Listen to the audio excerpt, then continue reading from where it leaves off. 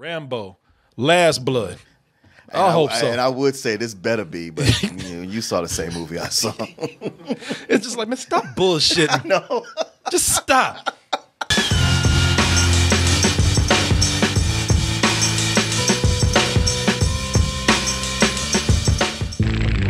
You're dealing with an expert, with guns, with knives, with his bare hands. Rambo was the best. You know what? Rambo done took our time away. I ain't trying to waste no more time. Go buy some shit. BTmerch.com. Just buy some, yeah. In LA. I can't forget after all that, hey man, you. Hell with y'all, man. Hey, come see us in LA. Double Toasted in Los Angeles, live October 18th. We are more than halfway sold out of this show. Got some guests here before we start. I want to say f you to Eric and Lindsay, who made me pay twice as much to see this movie. They made you pay? Are you kidding? You did them a disservice by taking them to that. I sat there the whole time and thought I paid $50 for this movie because of them right there. So, y'all got this Rambo movie out here because apparently Rambo can't. Apparently Rocky and Rambo are like a drug for goddamn Sylvester Stallone. He just can't quit it. Can't kick it. He can't kick it. This dude's going on 80 years old, still trying to box. And I got nothing against Rambo. Even the last movie that came out, Rambo's been getting crazy. All right, been crazy. Been crazy since Rambo 2. Ever since the second one. Ever since the second one. It's been crazy. And I've always kind of, some are worse than others. Even that last one is insane, but I've always just stood by and said, well, I'm like everybody else. Well, it's Rambo. What do you expect? I mean, it's cartoonish, but there's something enjoyable about it. Yeah, it is. It is. You know what? It's something enjoyable about seeing Sylvester Stallone over decades just lose his fucking mind. Because that's what happened. I mean, compared to like the first Blood, the first movie, is about a guy that's fucking insane. Right. And he's gotten crazier over the years. Which really, after the first movie, shouldn't he have been thrown in prison for the rest of his life? Yes, Martin. And in fact, I'll tell you something about that more later. But that's why people looking at this and they're saying, well, shit, this is actually kind of tame now. We got Rambo finally, first of all, got a respectable haircut, got rid of that mullet. Lost the headband. Got rid of that goddamn 80s. That lover boy. That 80s cock rock headband that he had on all the time. He's just waiting to start his band. That's why he had it all these years. Got himself a ranch, got some horses, just settled down. Yeah, and even settle your ass down somewhere. Yeah, sit down. He's teaching horses how to. I will. He's teaching horses how to trot. Yeah, they really walk well, don't they? Got a niece that he's lived with, kind of keeping his ass sane. And on to the cartel taker. Yeah. You know how these action movies are. Once they snatch the girl, the daughter, the niece, or whatever it is. Well, these movies tell you that once you step foot into Mexico, the cartel's going to grab you and hold you out. Cartel just waiting. Just waiting. I think they actually they're the border guards. Right. Well, before there was a big message about war and the PTSD and man, what war does to man. Now it's simple. It's just like, oh shit, they done took my girl. Now I got to kill you. Yeah. I'm gonna tear you apart. Let me tell you something. As far as story goes, what little of it there is, they just showed you the whole goddamn movie. Mm-hmm. They showed you the whole movie. But there's a little bit of plot. Little bit. It's just so poorly acted that you don't take it serious. Nah. And there's some, there might be some exposition that you're missing, but that's just to drag out the movie to meet its running time, required running time.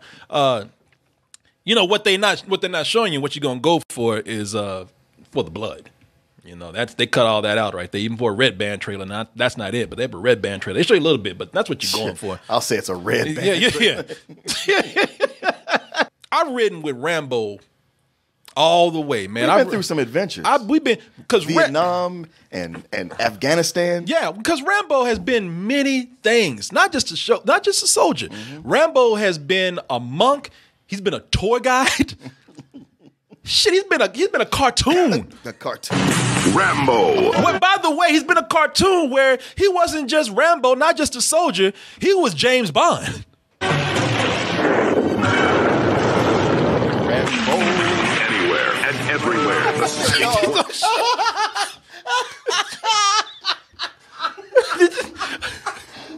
Did you see this? That dog like, I think he just stabbed that dog in his ass. You see that? Anywhere and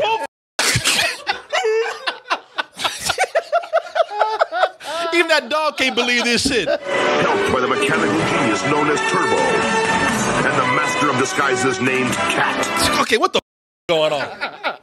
All right, come on. well, it looks like they did this just to make G.I. Joe look like a bunch of pussies. Yeah. So, I was ride or die with Rambo for a long time until he wasn't Rambo anymore, Yeah. which is what we have here. This is not Rambo. And I'm going to tell you, for it not being Rambo, they try to do that in the beginning, because in the beginning it does start out, because it's a lot of things. It ain't Rambo. It's a lot of things, but it ain't Rambo. Even when they start out trying to be Rambo, like it starts out as an action flick. But it started out as an action flick. Somebody did way better. Where is he? I will find you. I will kill you.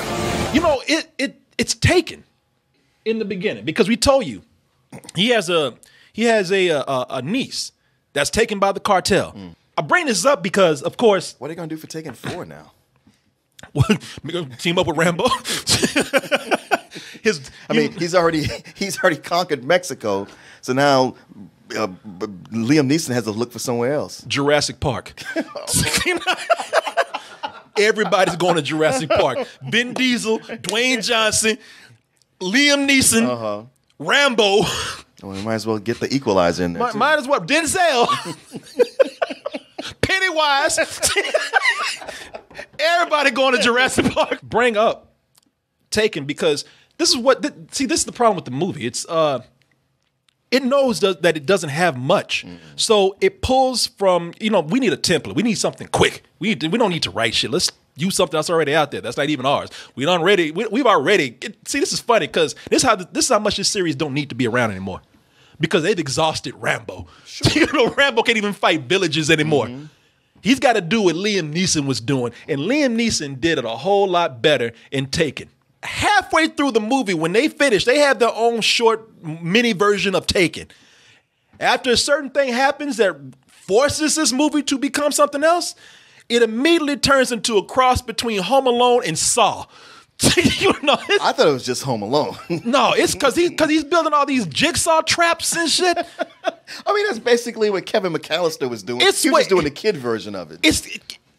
This movie is what Kevin McAllister his crazy ass would grow up to be. Yes. It's like if Kevin McAllister lost his mind and R decided to become like a superhero, but his superpower was traps. Yeah. he couldn't stop building traps. Shit, I must do something with this power. Giant trap, a Rube Goldberg machine underground. And he the second half of that movie is just him being a psychotic grown-ass Italian Home Alone.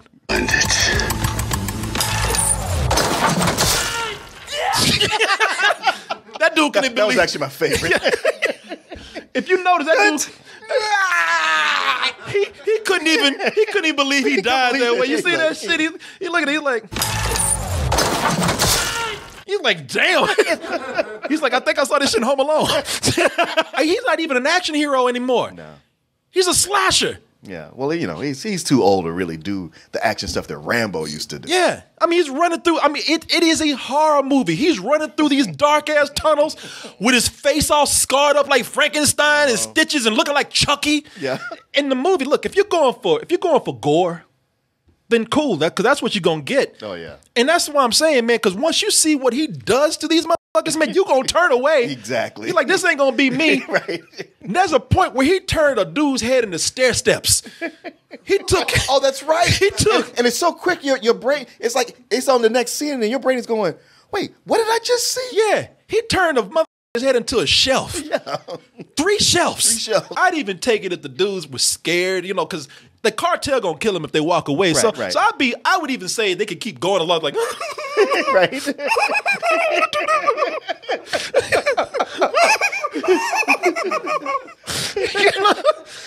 But also, yeah, he's got a real bloodlust, because I was like, there's a point where he has them all trapped underground in his tunnel. It's like, you could always just flood that with gasoline and blow them up. but not Rambo. Oh no, he's running through going. yeah, over here. Yeah.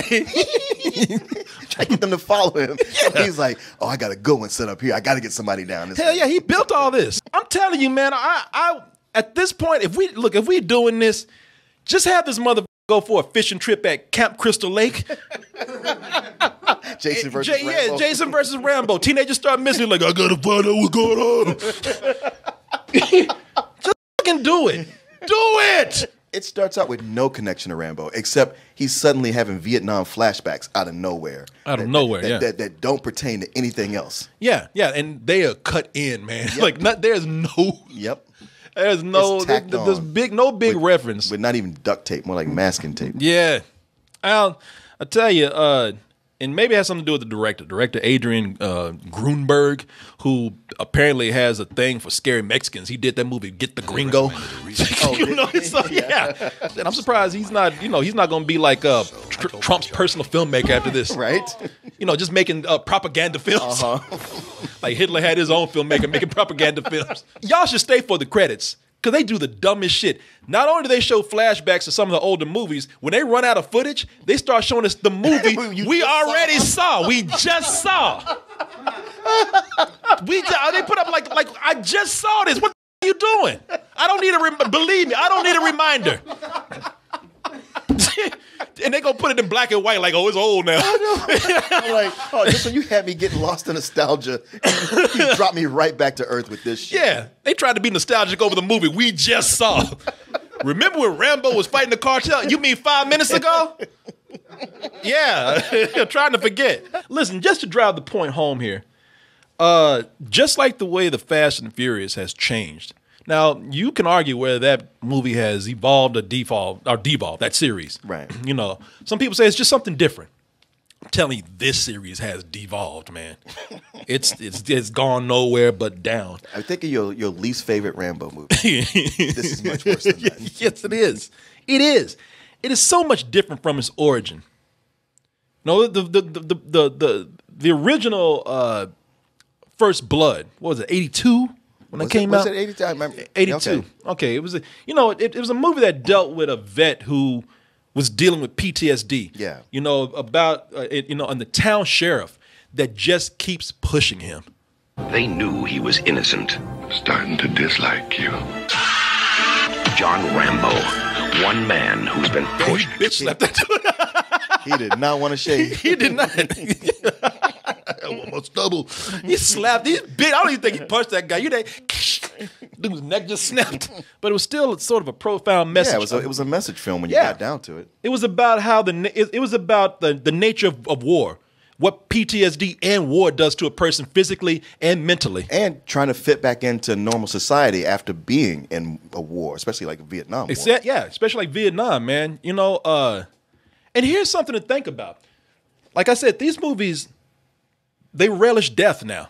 That's what they are for. Even when they run out of ideas, it's all about how to kill people to the point where it's now how to creatively kill people. Mm-hmm. If you think about the first movie, that first movie, there was no death. It was one person. I think one person that died, and it was probably one of the dumbest parts of the movie too. They killed one person, and it was the dumbest thing in the film. It's when Rambo took somebody out with he took a helicopter out with a rock. Or he took a sniper from a helicopter out with a rock. Didn't even hit the guy. Yeah. He just hit the window of the helicopter. And the guy like flinched and he was like, oh, shit off.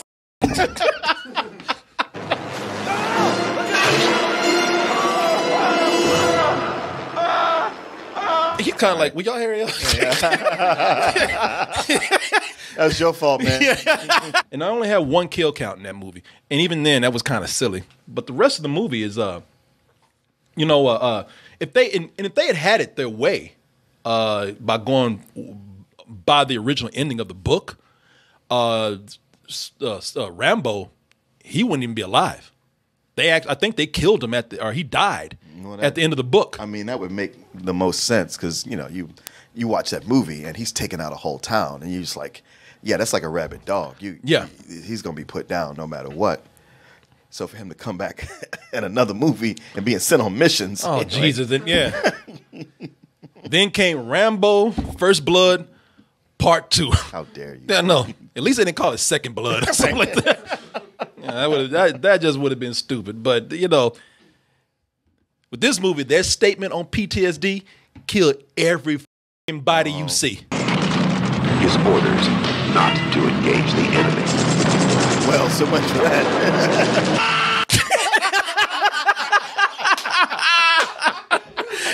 And that's when we knew he was losing his goddamn mind. Well, I mean, it got jingoistic. It did. It did, and increasingly more. Maybe saw a spider on a helicopter. This one is like from part 2 to part 3. It's kind of like how, you know, and it was doing what the 80s was doing, man. Yeah. It was like all about explosions and how, you know, all these set pieces and how cool it would look to blow up things and blow up people, and you know, and that's fine, man. But like I said, it got to a point where it started out as something deep. Yeah. And then, you know, it wasn't just an emphasis on killing anymore. The emphasis was on gore. Right. In the character, it got to the point where the audiences, the character in the studios just relished not in just killing, but not in just how creatively, but how gory they could kill people, to the point where it was just, the movie just knew, the series knew it was making a mockery out of itself. Rambo's greatest hits, Rocket Launcher Man, Killing Me Softly, Ian My Arrows. You know, keep in mind that the movie's still about a guy with PTSD who can't deal with shit, and they're laughing about it. The emphasis now is on gore. It's not action, it's not explosions. It is completely on gore at this point. You know, with these films now, you know, looking at how because it just doesn't work what they're doing here. You can't have Sylvester Stallone taking pills and having flashbacks and voices in his head, and then sit up here and turn this into Sylvester Stallone might as well be a playable character in Mortal Kombat.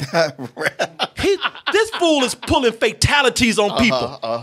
This mother rips off somebody's collarbone. Yeah, reaches in and just breaks a piece off. Breaks a piece. He takes somebody's heart out. Oh, you know, this is some Mortal Kombat shit. They're still trying to have the best of both worlds. They're trying to have this guy who's suffering from PTSD. You know, he's a war sufferer, and then you try to mix it up with pretty much not even cartoonish, but video game violence. It's just, I'm not gonna say I'm insulted, but it just doesn't work. The movie starts out kind of, you know, it's corny, but it's like it's sweet, but it's bad. It lets you know right off the bat, hey, this is not gonna be a good movie. So don't even think that. Well, for one thing, it's nothing but exposition. Yeah. You know, when your dad died, and you like your daughter to me because I raised you since you were little. You want to work the horses, and it's like, you know, this is not it all out. This is not story. This is all set up. They've done that whole thing with the hero trying to go after the daughter or the daughter figure. Right. We've seen that in Commando. We've seen it in Taken. We've seen it done better in many other movies. I'm not against it, but I love how, you know, this all starts because the daughter wants to meet her dad, and everybody's told her, like, your he's a bad man, you don't meet him. And she goes to meet him. He's not a bad man. He is a cartoon supervillain. He is a complete asshole. He goes out of his way to be an asshole to her. He really does. I mean, goddamn, invite her in for tea first or something. Because they want you to, that's, you know, again, that's where the cartoonish part of the movie comes from. It's very flat. You know, flat, that's what it is. Yeah, they want you, you know, it has no development. They need to let you know that these people are bad right off the bat. I'm looking, trying to look up the girl's name. I mean, I could see this girl being very promising in some other movie. Yeah, not here. The same thing. I was like, well, she seems okay. I bet if she was in something else, she'd be fine. Yvette Monreal, I guess, I'm gonna sound like a gringo now. Monreal, you know. Yvette Monreal plays the daughter, the surrogate daughter or the niece in the movie. She's not bad. I hate to say it because, you know, something horrible happens to her, but in the context of this film, it's kind of like that's what you get. You know? Yeah. around. They do set it up to make it hard for you to feel sorry for her. Because usually when these girls get caught in these movies in this situation, like Take It, it was like they were out partying a little bit too hard, and they were dumb falling for some cute guy. And like at first I was like, okay, I get it. She wants to know her real father, but they laid it out. Before she saw her father, they laid out how much of an asshole he was.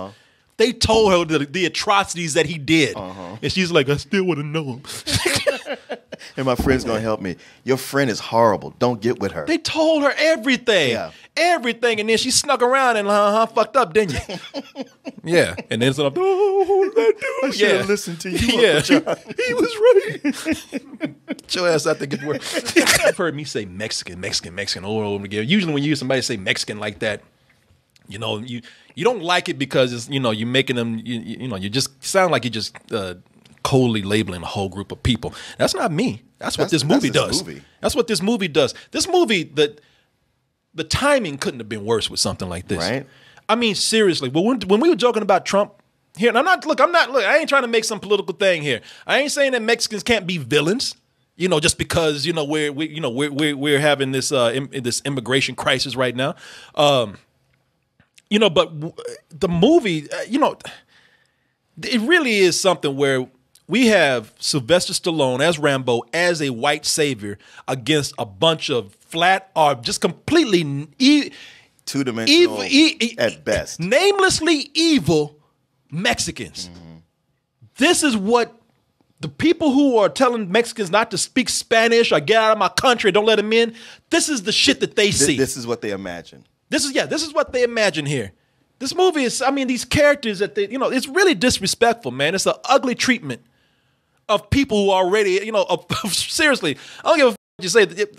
Mexicans are some of the hardest working people in this country, man. If not the hardest working people in this country for, if in relation to what they get for their return, which is a lot of times is not very much. But no, this movie wants to come in and not show you any of that. Oh, well, I got a Mexican niece. Oh, I got a housekeeper. That's about it. That's it. The moment they get to Mexico, everybody drinking 40s, everybody's got chains and partying. And they're scared, and there's guns, and there's drugs, and prostitution. Yeah, this, man. It's not cool. It really isn't.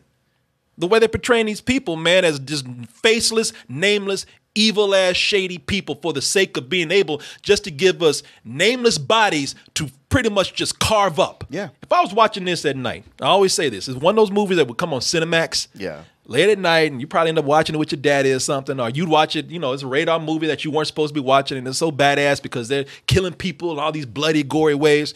Can it be fun like that? But, okay, first of all, let's talk about it from a cinematic angle. Is it well put together? Sure. Is it gory for the people that want to see that? Yeah, it can be fun in that way. I'm not against that. I like gore just as much as anybody else. As long when the stakes aren't that high, or it's kind of goofy and whatnot. But you know what? But it's such a small part of the film. Like I said, you get an hour of all this bullshit just to get to that last 20, 30 minutes. I don't even think it's 30 minutes. I think it's more like 20. Yeah. And there's nothing going on before, really. This feels like a Blumhouse movie. Yeah. It feels like a Blumhouse, one of those Blumhouse thrillers that's bordering on horror. This is what it feels like, because it feels like, listen, I'm sure the money's kind of there and whatnot, as far as locations go. But as far as anything else, it doesn't even feel like, look, if the movie's going to feel this small, except for the part, the trap part where all your money went to, which, as you said, is less than 30 minutes. If you're going to do that, we got to have something a little deeper here. We got to have something a little more clever. Sure. You just can't give us this cheap-ass looking movie just to see Stallone kill people with traps. You know what? I almost forgot that there was one other plot element where they do have a good Mexican, where you have Paz Vega as the journalist. The journalist, yeah. Who really, that was the chance to have more to this story and show maybe some of the good things. But she ends up just being a device. And then she's just kind of out of it in such a way where, the movie ends. You're like, oh, yeah, I never found out what happened with her. Beautiful woman, I have to say. I must say. Beautiful woman. I give her credit for being a character. The closest thing that we had to a character with depth. She's a journalist. She's actually kind of ugly down for the movie. I'm not saying ugly down. She's just kind of dressed down for the film. that's the deepest character that you have there in the film. She's a journalist who, you know, drops one bit of dollar. I'm a journalist investigating the cartel because my sister died, and they don't go through with that shit at all. No. She is out. Where she is in the movie, she's, as you said, she's a device just so Rambo can get a step closer to the cartel by her exposition. Yeah. And she's sort of the apologist Mexican in there. You know what I'm saying? Right. It's like, hey, we put a good one in there. Right. For all me talking about how much I'm mad and I'm doing this for y'all, and I feel inconvenienced and all. I love talking about shit like this. I really do. I'm better now. Okay. This is therapeutic. I'm glad it's working for you. Yeah, I've actually feel better because I love talking about bullshit movies like this, so I can just reflect on. Because I look at this, you walk out of a movie like this, you're like, man, how did they go wrong with this? How did they go wrong over and over again? And talking about it, it's like, oh my God. There was so many ways to look at this and say, man, we can do better. And they didn't. Yeah, this needs to. They need to quit with this, man. This. I'm bordering on some more bullshit with this because I really don't. Like I said, I think the timing for this is really bad, and like I said, they're just doing this with a group of people already having a bad time, and they're just using them for fodder, cannon fodder here. Yeah, you know, I'll be nice. I'll give it for old time's sake. For old time's sake. If it's anybody else, Rambo, be a you. But I'm gonna give this some old bullshit. You gave us Creed, Stallone, so I have to give you props. He for really that. does flip flop between doing something great and then doing something really bad. I felt like it left me with nothing but a bad taste in my mouth, and it was one of those movies. Like I said, from the moment it started, from the first scene, my first thought was, "Uh-oh, this is not going well." Just with the production values and this dialogue. But let's see how it goes. Yeah, let's see where it goes. And I was not expecting it to tumble downhill the way it did. I'm right there with you. It's a low, some bullshit. I mean, I'm thinking bullshit, but yeah, what it does is irresponsible. It's like, you get fewer points for that. I'm sorry. Yeah. What'd you think of the movie? Come here real quick. All right. What you got to say? Yeah, get on the mic. Yeah. No, just shut it. Yeah, just and stop. Corey didn't pay for my ticket, so that's $13 that he didn't have to spend. You kept mentioning Fast and Furious a lot. I was reminded, like, in terms of devolving franchises, this reminded me of Die Hard much more than Fast and Furious. Because you start off with one of the best action movies of the 80s, First Blood. Right. And then it just kind of deteriorates. Some of it's fun, some of it's not fun. Then you get to this fifth one, and you're like, I'll say this, it's not as bad. I don't think it's as bad as A Good Day to Die Hard, but it's so devoid of anything that's Rambo. It's like, it seems like they just filmed some other Stallone movie, and that his character just happened to be named John, and then halfway or when they wrapped, it's like, I'll just make it a Rambo movie. You guys make fun of the mullet, but that's like an iconic look to Rambo, because every time I see the trailers, it's like, you would not even know it was Rambo unless you saw the stock footage or the title. Well, you know what? I mean, I think that's one of the cool things about the film is that, you know, look, he can't be 80 years old to run around this mullet, you know. I mean, you see that sometimes. So. That's true. I mean, think about it. When he wore the mullet, that's when he was cool. So he would always stick with that haircut. Yeah. I kind of like that they acknowledge that the character. Yeah. They acknowledge that the character is older, and they do kind of acknowledge, like, look, he goes and gets his ass beat. Normally, he would have taken on a group of guys and killed them all. I do like that they acknowledge that, yeah, he's a little older. He can't take on these people like he used to. I think that's a cool thing, which is why now that is a good explanation for the traps. If I had to say something good about it, I think that is cool that they are trying to acknowledge that. However, they could have taken this to a level. And look, not completely, because it's never going to be as great of a movie as the series has gone too much off the rails. It's never. I ain't talking to you. Siri's trying to say something. It's not like Unforgiven with but they could have gone that route in a way. Sure. Unforgiven with Clint Eastwood. Clint Eastwood. Yeah. You know, that's something that they probably could have done. This wasn't trying to be that. No, he's older. They could have made that play a bigger part. Right. In the film. I just lowered my head like I did I see that, and I do not want to be I don't want to be seen by anybody that I know in this theater. Yeah. I saw you. That's how I knew it was you. I saw a silhouette of Alex. Oh shit. Yeah. Because he was already like. Yeah. So I mean, not you because it's just so bizarre that like I'm not angry at it. But it is definitely some old bullshit. Hey, looked like you were going for a rental when we first started talking. Now, you can do that. I've had time to think about it because like it is entertaining, but at the same time, again, you're following up like it's the 5th movie to First Blood. I love First Blood, and to see like it to get this bad. I even like the 2nd and 4th movies to a certain degree. This is just like not. Like you said, it's not so bad it's good. It's just plain bad. Okay, so you're going to stick with that some old bullshit? Yeah, some old bullshit. You sure? Yep. You can do a rental now if you want to. No rental. You see, I'm trying to trap I'm trying to trap you like Sylvester Stallone. No. No, if you put a giant monster in there, I'd give it a rental. Okay. Well, you do have one. His name is Rambo. What do you think he was? Must kill Mexicans. Thanks, everyone, for watching. Hey, look, you're still here. That means you really like us. You probably even love us. So I would love it if you hit that subscribe button, also notifications. And why don't you check us out on our main site? Stick around.